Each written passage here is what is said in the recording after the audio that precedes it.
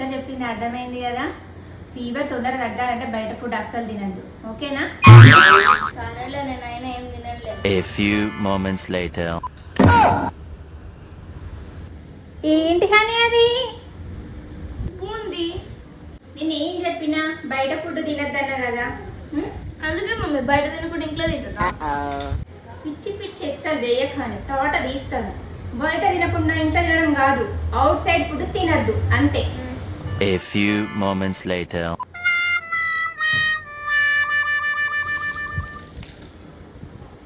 Honey, ఏమైంది mummy? నువ్వే చెప్పావు కదా, అవుట్ సైడ్ తీసేసి ఇన్సైడ్ తింటున్నా. ఇన్సైడ్ తింటున్నా.